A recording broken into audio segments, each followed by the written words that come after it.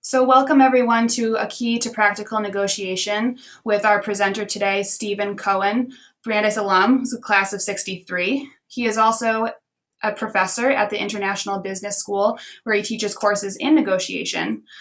He is also the author of the recently published book, The Practical Negotiator, and he is also a negotiation consultant. He's worked with hundreds of companies around the world in over 20 countries, ranging from Walmart to nonprofits. So he has vast experience, and we're so excited to have him here today. And like I mentioned earlier, we are going to be trying out a webcam for the first time doing these webinars. So you'll be able to see Steve in the flesh. So we're going to make that transition right now. And I introduce you to Stephen Cohen.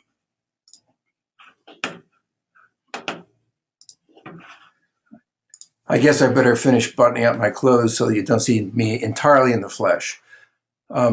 Everybody negotiates all their lives, and it's a historical fact that we've been doing it for a very long time.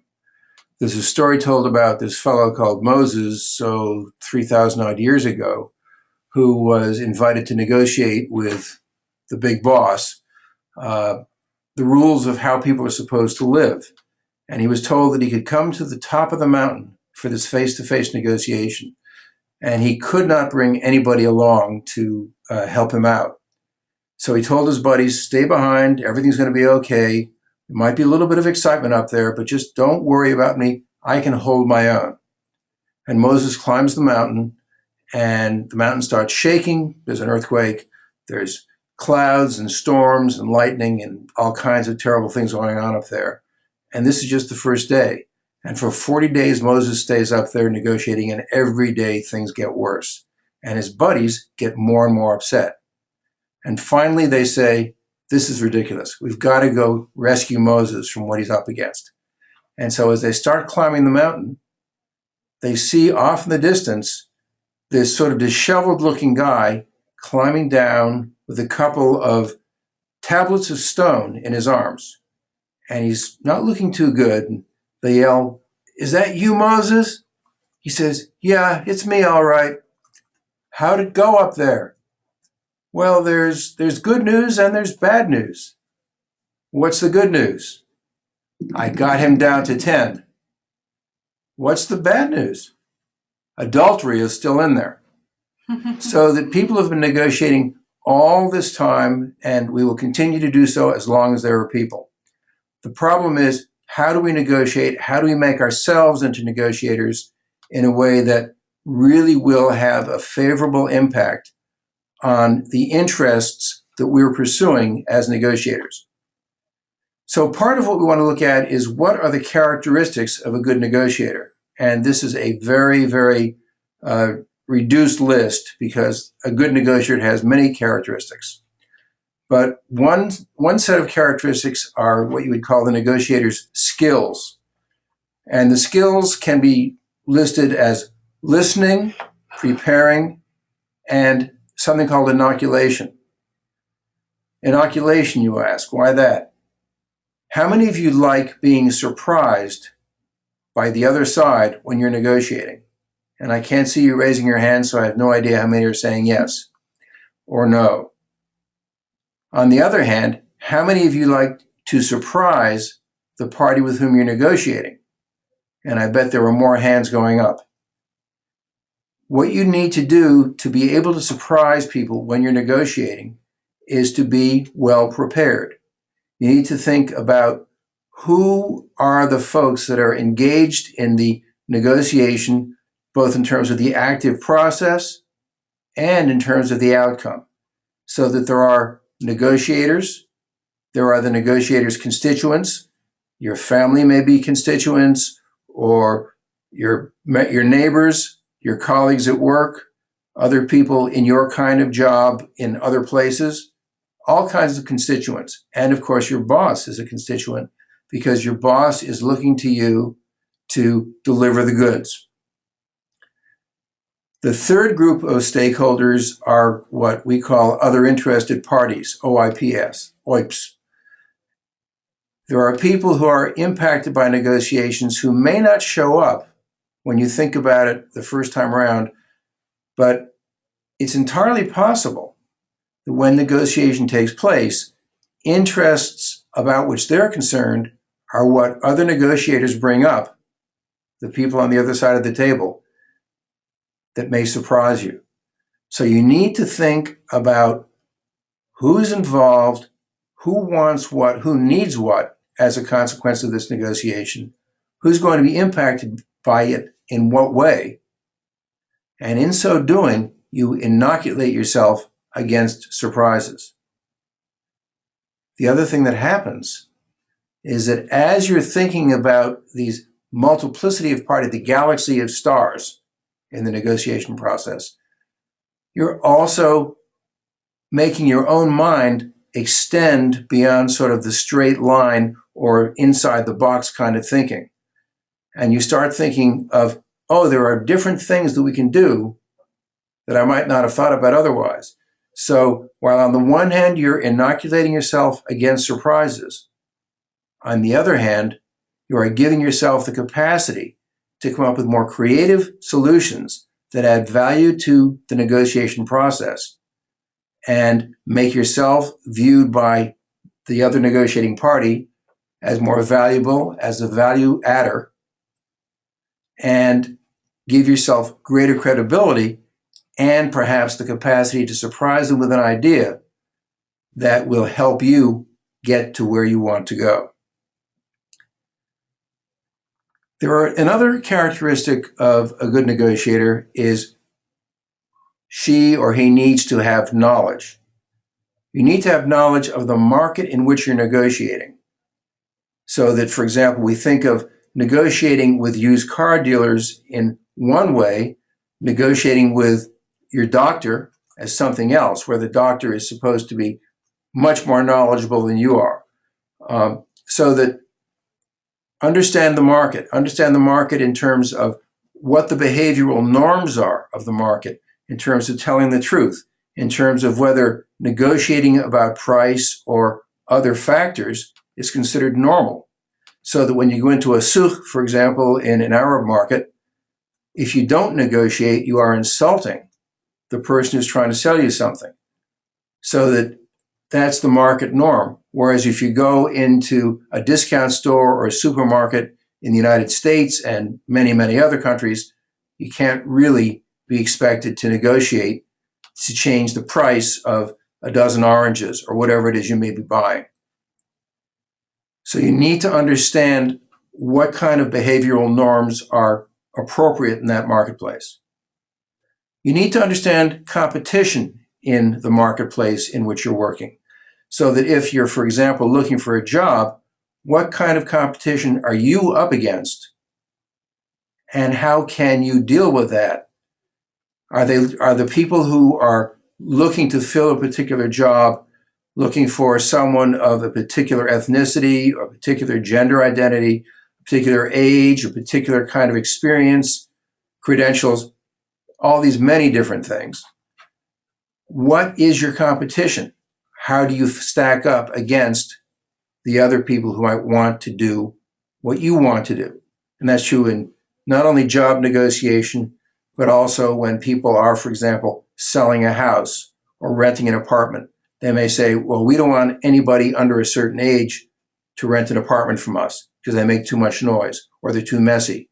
Or if they have a baby, the baby's going to keep other people awake. All those kinds of things. You need to have an understanding also about prices in the marketplace. Now, prices are not just necessarily money.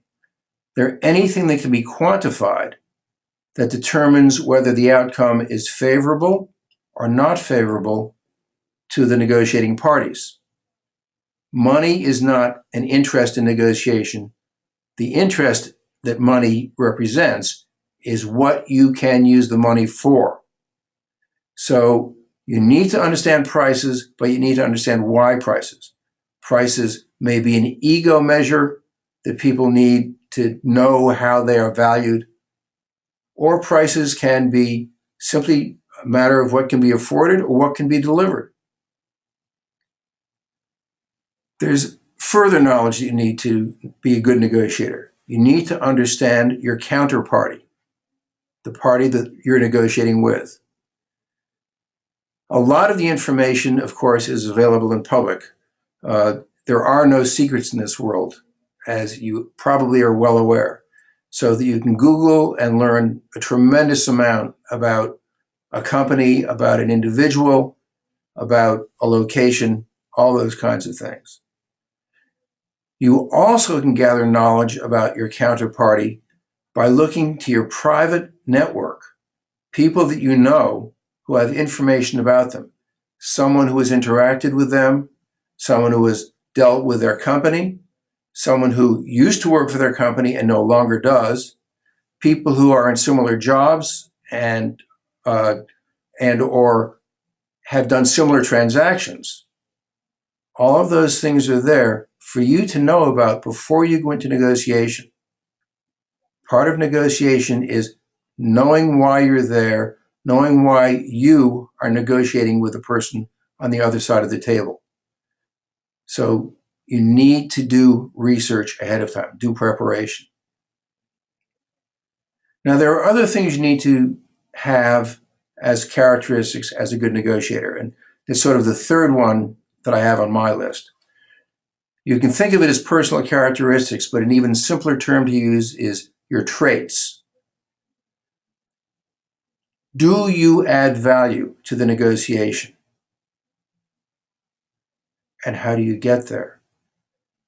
The most important way to add value is to, first of all, be open-minded, be able to listen to the counterparty and learn from them. The most constant thing that is exchanged in every single negotiation about any topic you name is information.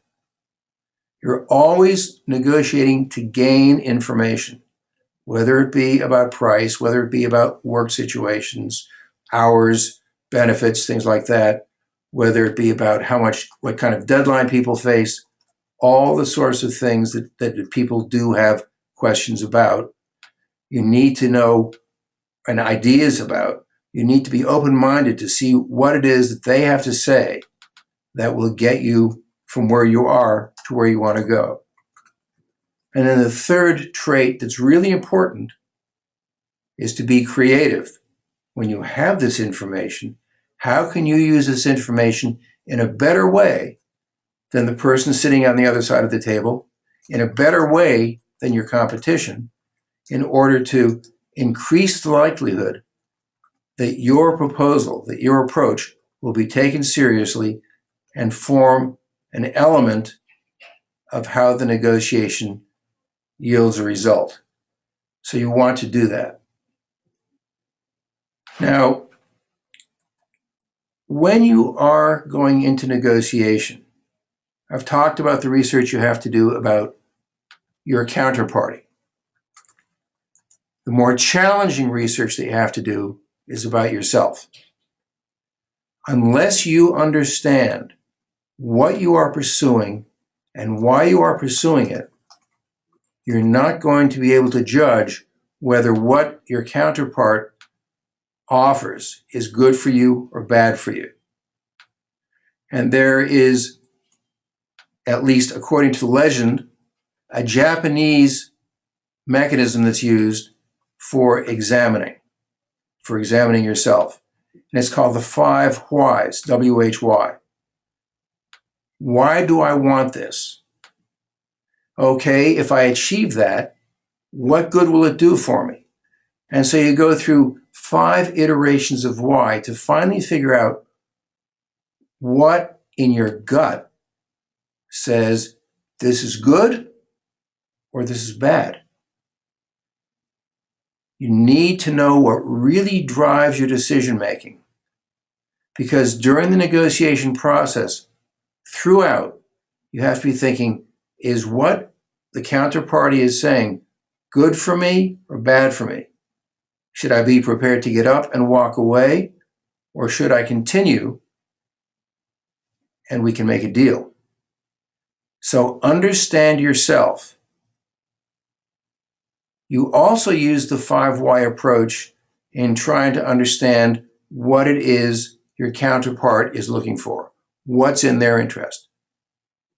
It's not your job to take care of their interests. That's their job. Your job is to take care of your own interests.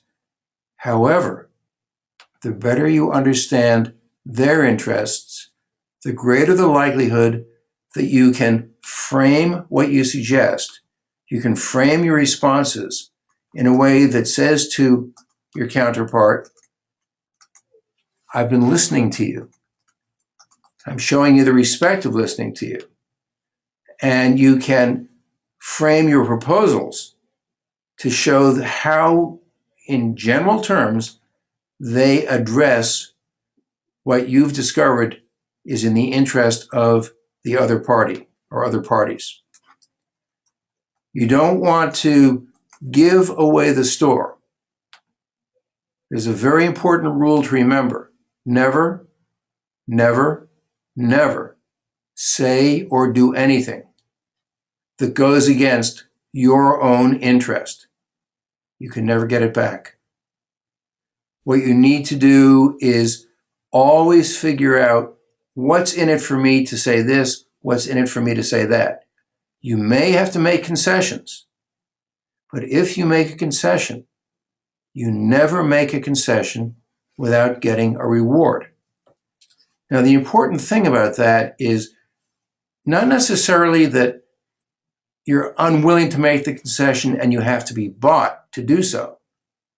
But when you make a concession to another party, what you're saying to them is, what I'm giving you is valuable. Unless you give me something in trade, then what I'm giving you has no value at all, does it? It has no value to me. So you're demonstrating that it has value, and you want to do that when you make a concession. But let's go back to this whole interest of self-examination and examining the other party. What you need to do is to develop metrics. You need to be able to measure throughout whether what's going on is favorable or not. A negotiator's effectiveness depends on her or his understanding of their own interests and how to measure whether an element in the negotiation serves or harms their interests. You need to be always questioning yourself. Always, always question yourself.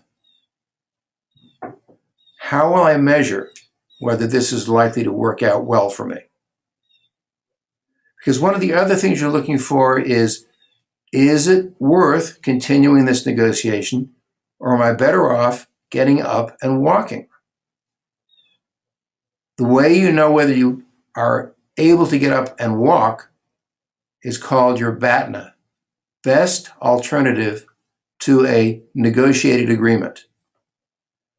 And your BATNA is not your bottom line, but it's a measure of what kind of options you have, whether you negotiate with a given party, whether you negotiate with a given company, whether you negotiate on such and such a day or not that day.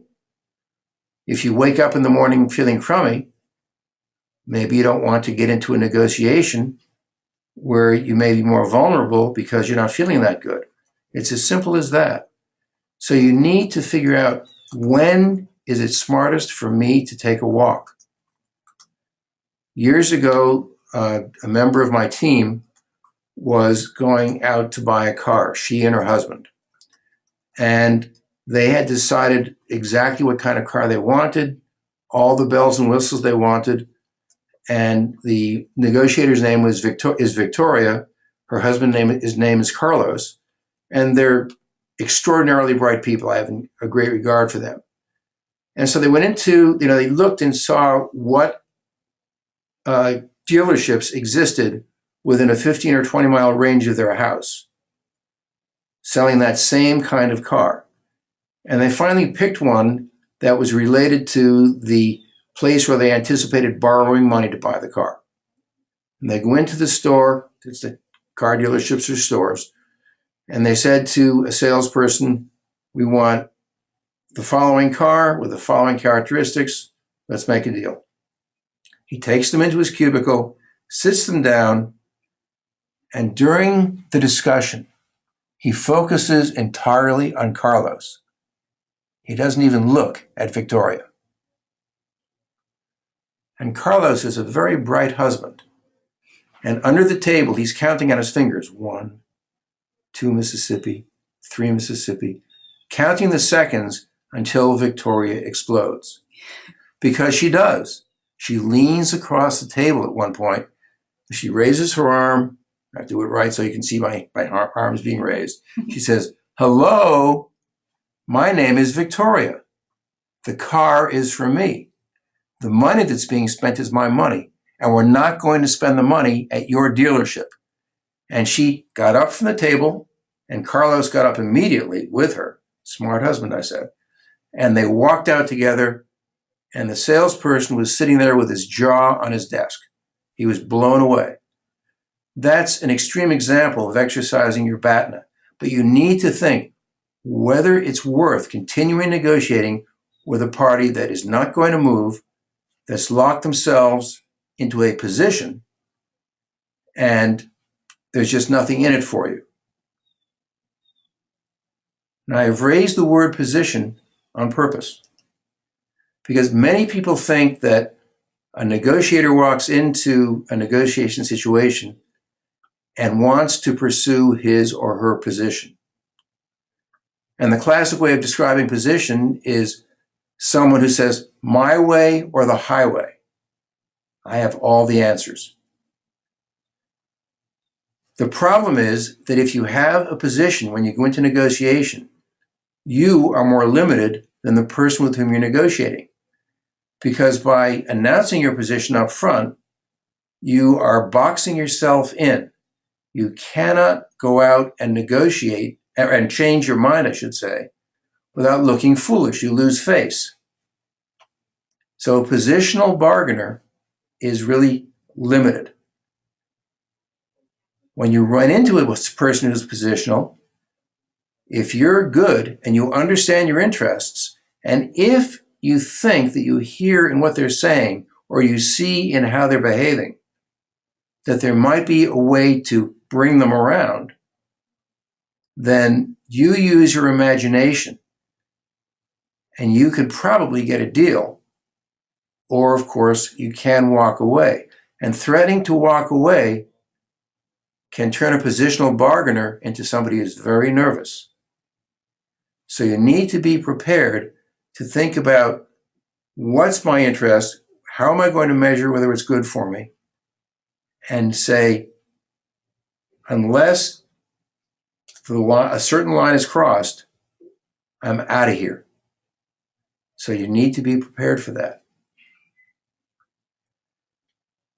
When you're bargaining with people, again, you're thinking about interests. And we describe interests as being characterized by 3 C's. There is what's called common interests. And again, if this were a classroom, I'd ask you to raise your hand. How many of you believe in common interests? We actually can have them raise their hand. If you all use the raise hand function on your control panel, we can see your response to this, and then I can dictate what that response is to Steve. So I would love to see that. How many of you believe in common interests? Okay. Folks, if you want to weigh in, we'll give you 3 more seconds to weigh in.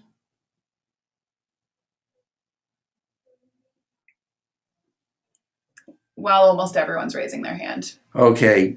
It's a very common mistake that people make. How many of you have been on 3-generation family vacations? We'll see another raise of hands there. And I'll just carry it one step further. Now, how many of you believe in common interests? And let's give Alexandra a chance to find out whether that number changes.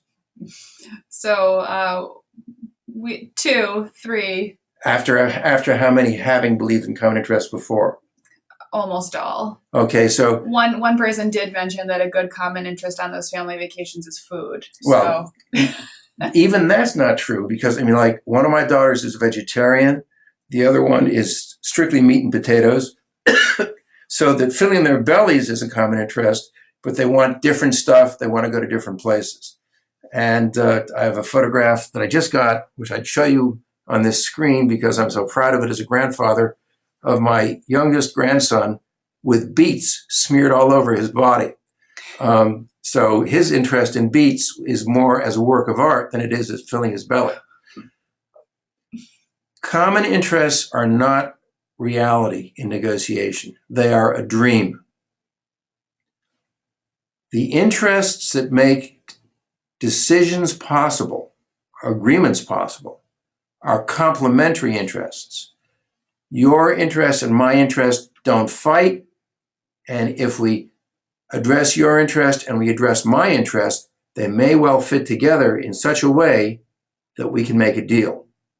So that, for example, in the simplest minded of examples, one person wants a certain amount of money, the other person wants a different amount of money, and if they meet someplace in between those two extremes, that's complementary interests. And so the kind of interest you're pursuing in a wise negotiation is a complementary interest.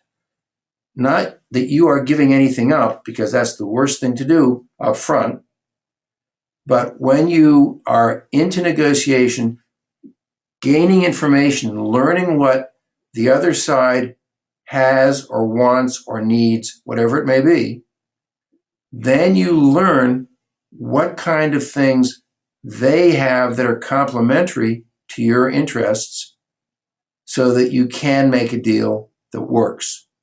So you've got to be prepared to do that. Of course, the third C in interests is interests that are in conflict. And most people don't get involved in negotiation when there are serious conflicts in negotiation. We think about that as more normal in international negotiation between countries. But even in family situations or job situations, sometimes there are conflicts, and it may well be that all we're really looking for there as what comes close to a solution is making it so that we break down the party's needs, the party's interests, into sort of little atoms or little bricks in a brick wall, if you will, and sort of build a little bit of a brick wall piece by piece, and you get as close as you can to agreeing to let certain things happen or to live with certain things and not to let the big issue that's going to knock you on the head mess up the whole negotiation process. So that there was a professor at Brandeis called Abraham Maslow back when I was an undergraduate, and he created what's called Maslow's hierarchy of human needs. And he listed 7 things. I can't remember what all 7 are, but they included being well fed, having an adequate amount of heat, being properly hydrated, those kinds of things that everybody needs. And if we think about that in the modern day situation, it is possible to live with people that you don't particularly like and not really get upset if they are adequately fed, if they're adequately taken care of medically, if their kids are adequately educated, all those kinds of things. So that you need to recognize that conflict will not necessarily disappear, but it may be ameliorated if you focus on the things that you do have the same kind of needs about, or same kinds of interests about.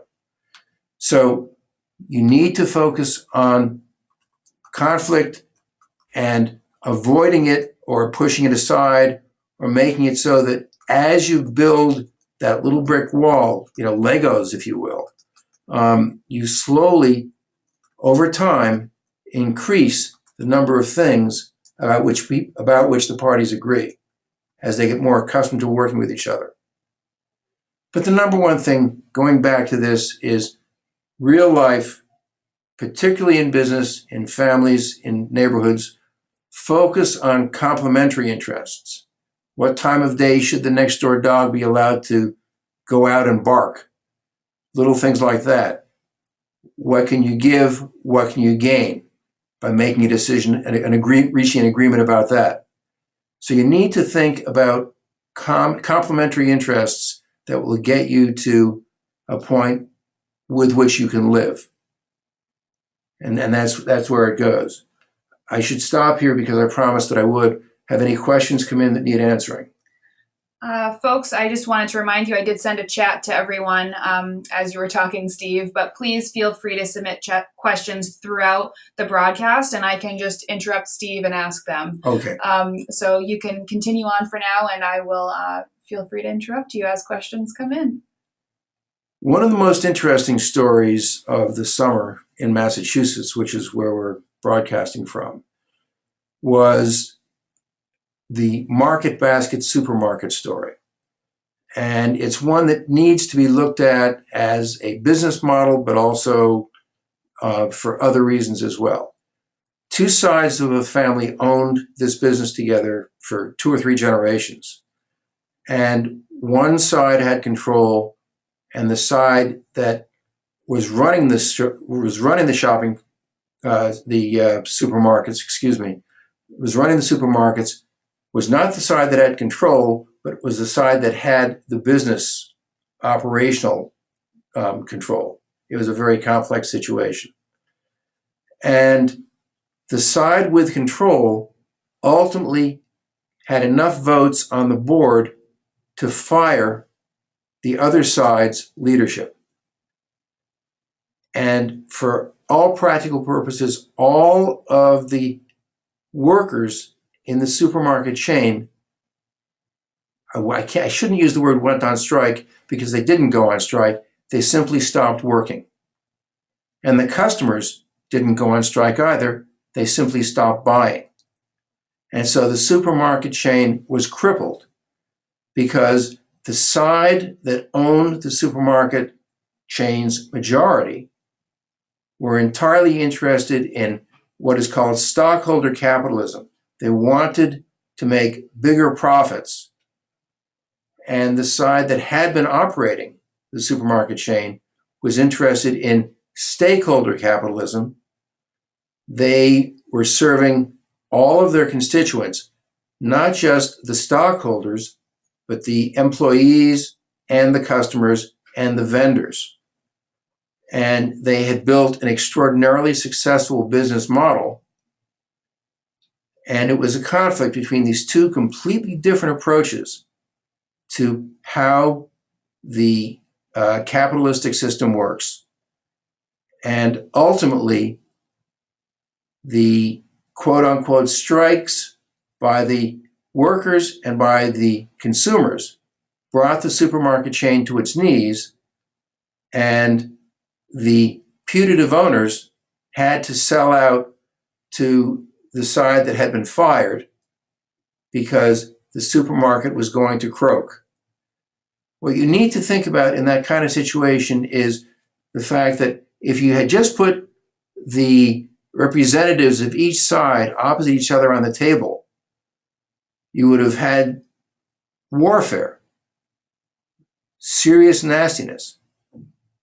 But when you got other parties involved, the constituents and other interested parties, the pressure they put on these two face-to-face negotiators was such that they compelled an agreement that resolved the whole problem.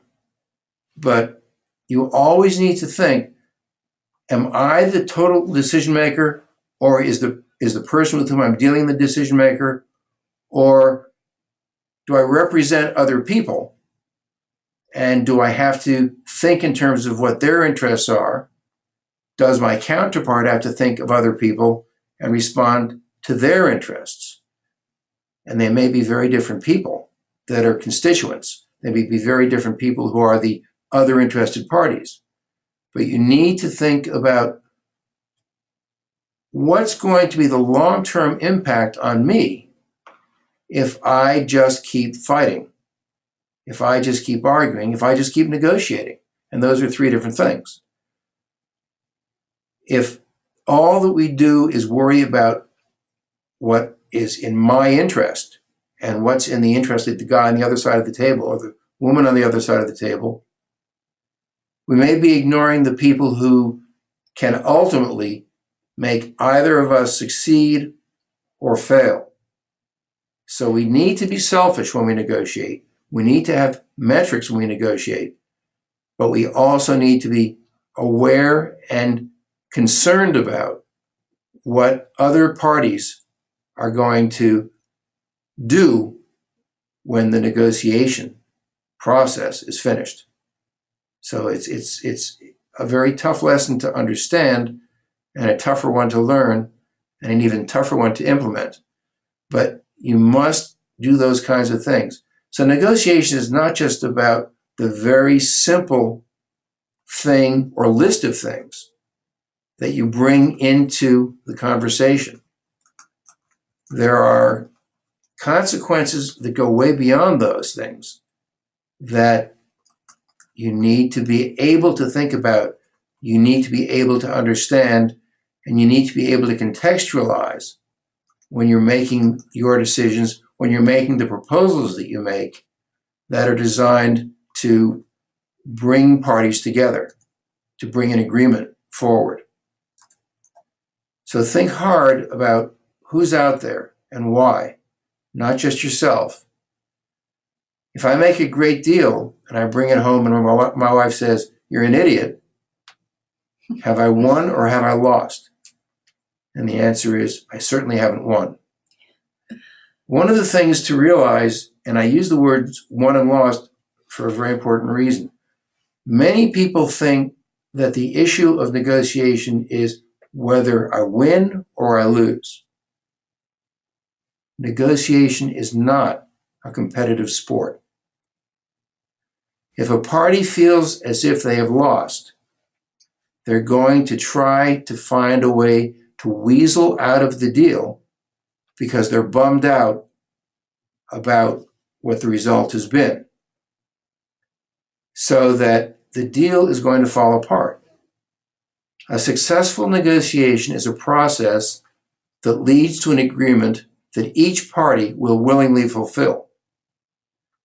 And if one party is a loser, how willing are they likely to be to fulfill the deal that they've made? They're going to, and I think is there a question over there? There are a few questions, okay. Yes. So as you're talking about who is the decision maker in the process, we get this question a lot specifically in regards to salary negotiation. Yes. Or negotiating a job offer. Who should go first?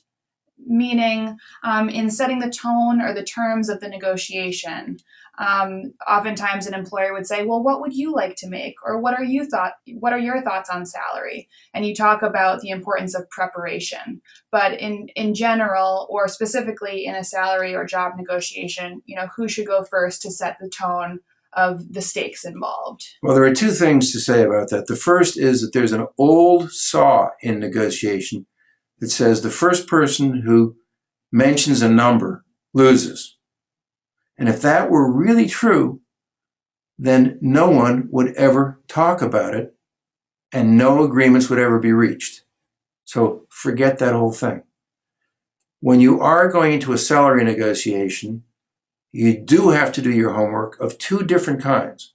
The first is what I called earlier the market homework of finding out what people pay for people doing the job you're talking about and what kind of conditions there are in terms of benefits and longevity and all those kinds of things.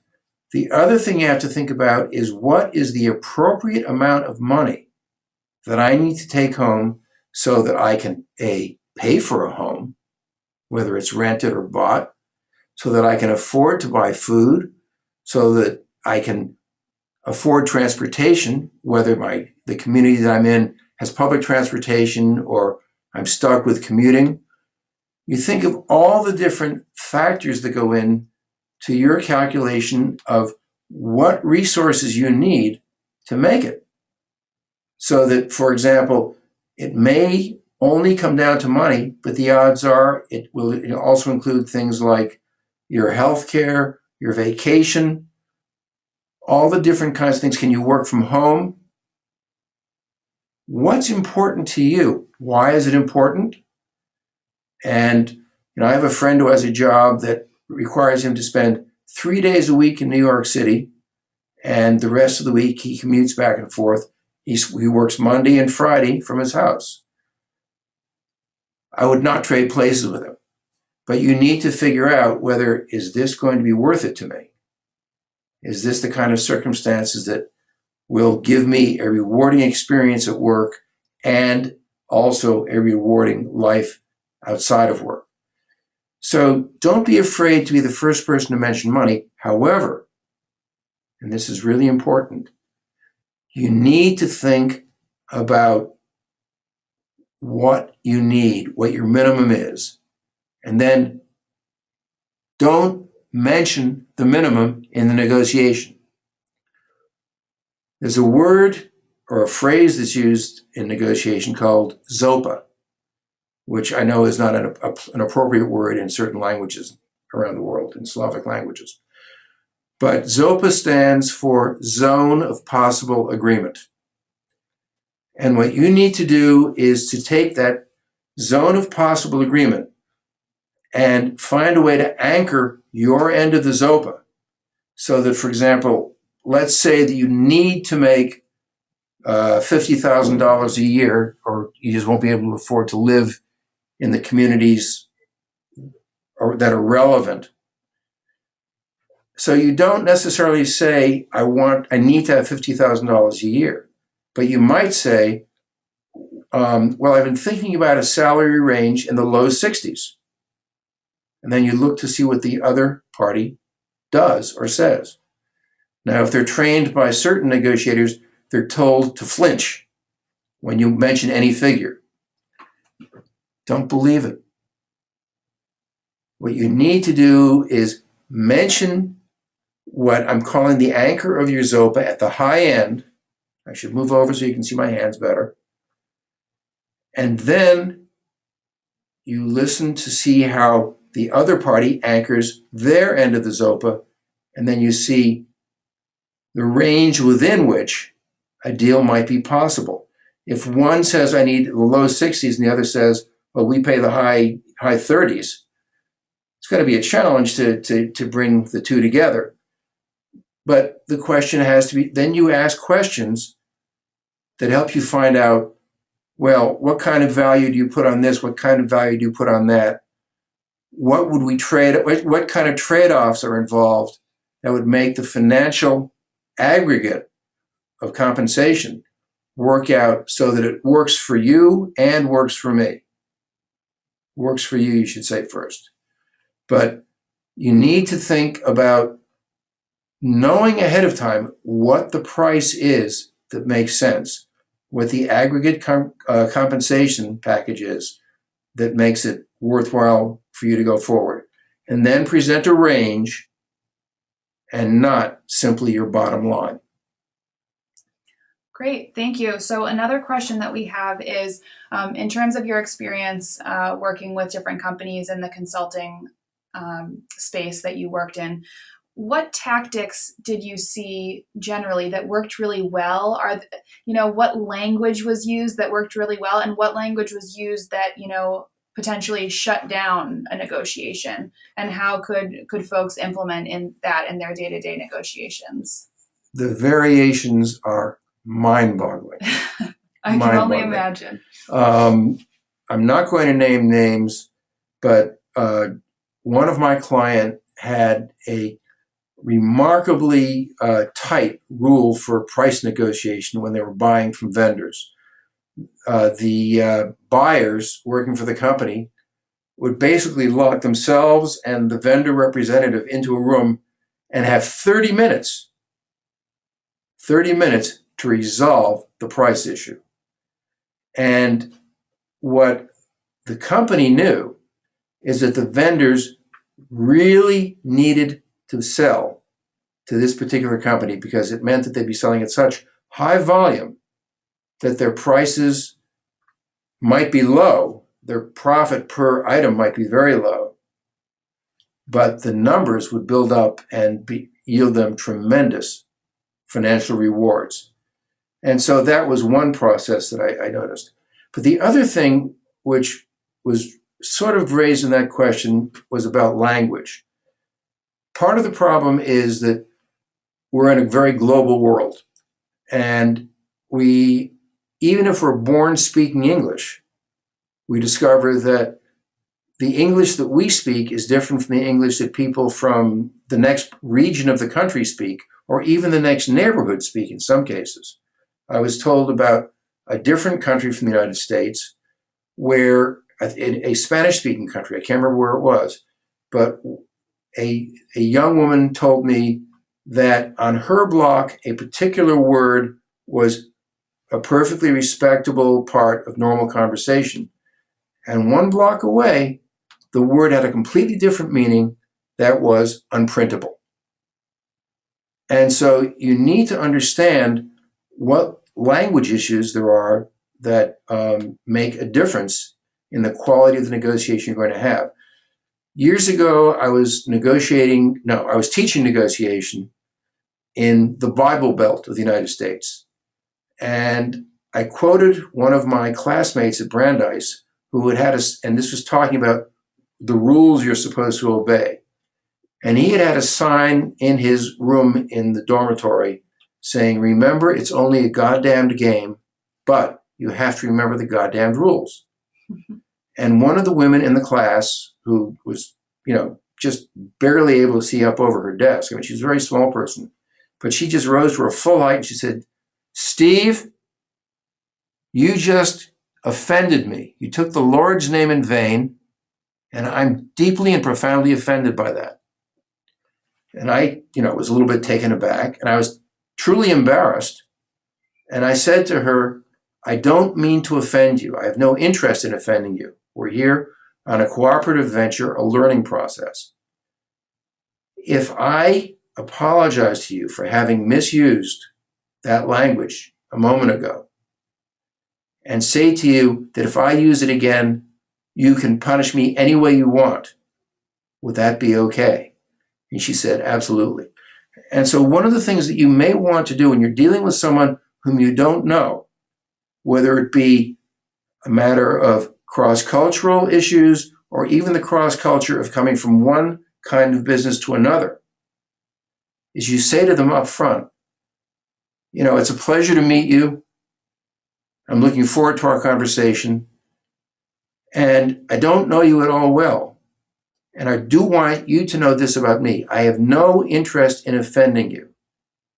Would you be kind enough to tell me if I say or do anything offensive?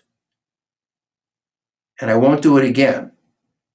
But I need to know because I just can't make an assumption about your culture, your personality, your company's standards, whatever it may be.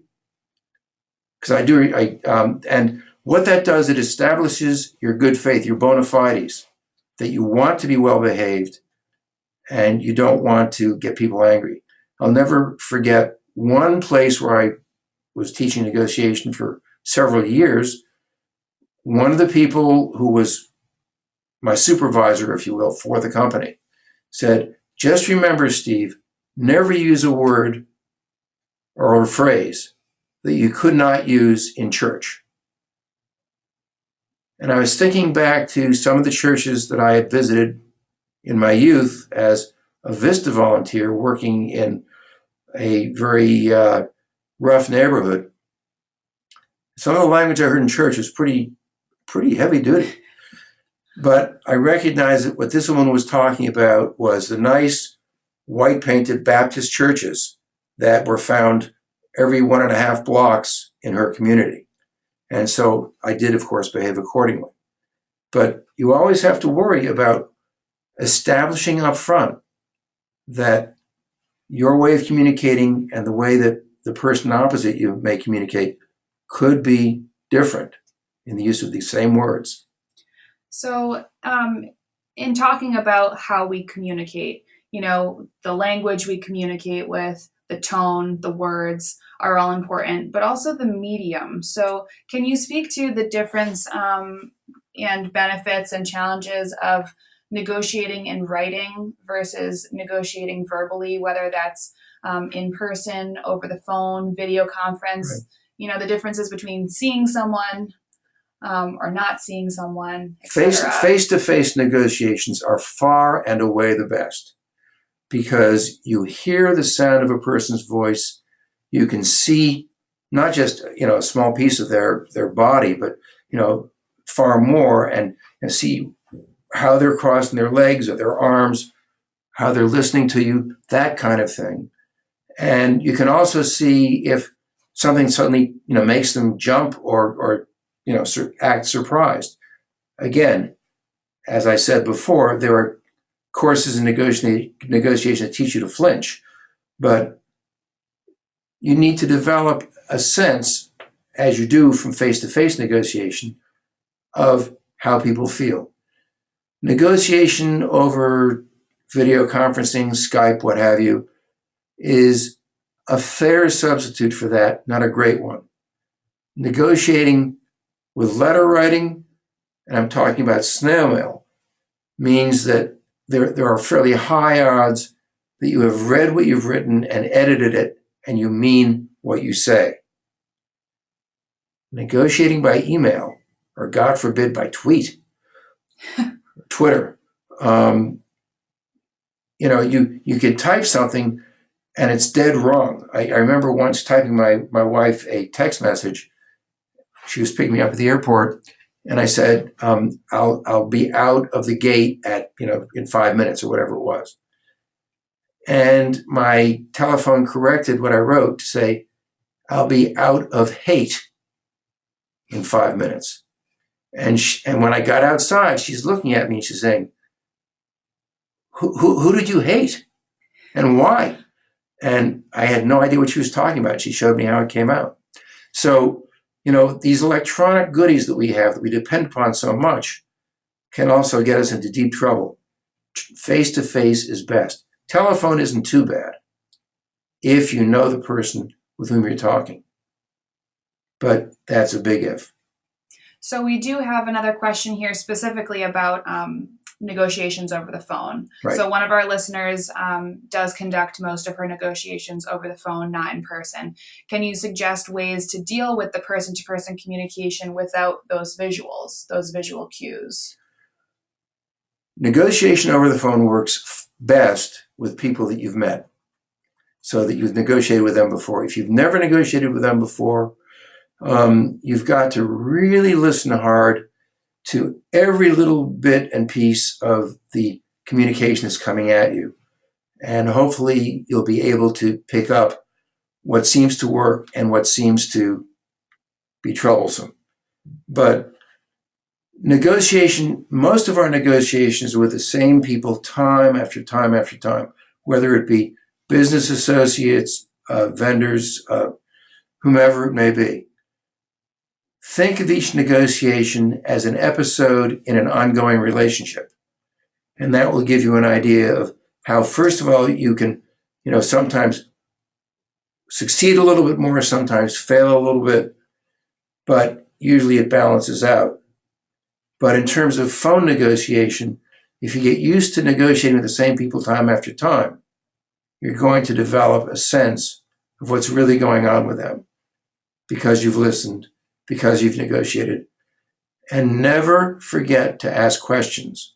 If someone says something on the phone that you find a little bit worrisome, what did you mean by that? Could you explain that better, please? I'm sorry, I don't think I heard you correctly. Whatever it may be, find out what they mean. Don't just take every word as it, because it may not be. You may have misunderstood it. Okay, great. So we just have about 5 minutes left. Okay. So Steve, if you want to offer any final words of wisdom on negotiation, now would be the time. And folks, if you continue to have questions, there will also be a space in the final follow-up survey where you can ask those follow-up questions as well. Well, I do have a commercial to raise, and that is my book, The Practical Negotiator. This is a collection of about 120 questions that I was asked from people in 25 countries and about 25 American states. It's sort of a Dear Abby approach to negotiation, but it's real life issues from real life people, ranging from family issues to neighbor issues to job issues, and many, many others. So I do encourage you to get your hands on The Practical Negotiator. That's me.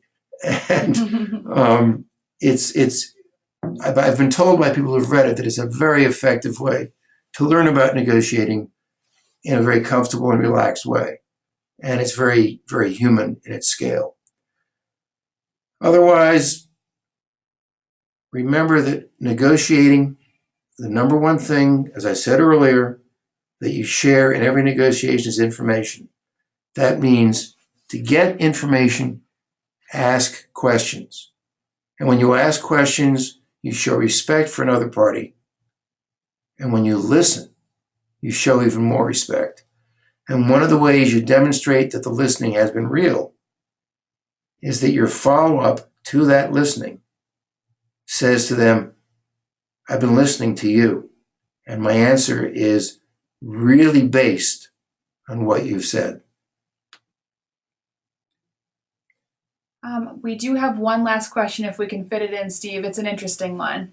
How important is it to do small talk about personal but not relevant topics? I presume this listener means to kind of warm people up before getting to the hard stuff. Do small talk on sort of a questioning basis. Do you have kids? Do you have grandchildren? Do you have are you sort of quasi-personal questions? Do you like cars? Do you like the Patriots as much as I do? Do you like the Red Sox? Whatever it may be, but it should be very clearly indicated that we're getting to know each other. I don't know you very well. Let's talk a little bit about things that have nothing to do with the negotiation, but let's get to know each other a little bit. However, understand that in some cultures, this is considered very bad manners. So you need to have a cultural sensitivity to recognize that some places you don't do that.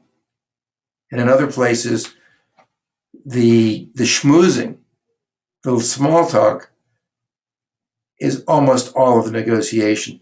And the actual business deal is a very small piece of it. So there's no single right answer. And it's a situational judgment that only you can make for yourself. And I wish you luck with that and with all your negotiations. Fantastic. Well, thank you so much, Steve, for being here in the office today. I am going to transition now out of the webcam to the last few slides here. And that is to tell you about our next steps from today's webinar. So I do encourage all of you to please fill out our satisfaction survey, which you'll be directed to immediately upon clicking out of the webinar today. Let us know how we did and how we can do better going forward. Like I mentioned before, this is the first time we've tried doing just the webcam as a way for you to connect better with our presenters. So we'd love to hear your thoughts on that. We would also like to invite you to sign up for our next webinar. So we here at the Hyatt Career Center host monthly webinars for alumni in the greater Brandeis community, each month free of charge. Next month is Proven Strategies for Successfully Returning to Work. So if there has been a gap in your employment, we'll talk about how to tackle that on your resume, in interviews, and overall just in deciding what's next for you.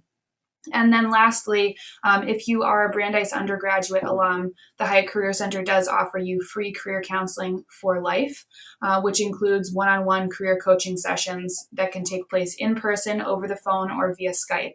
So if you have any career-related negotiations that are happening, we'd be happy to help you out in thinking and planning for those.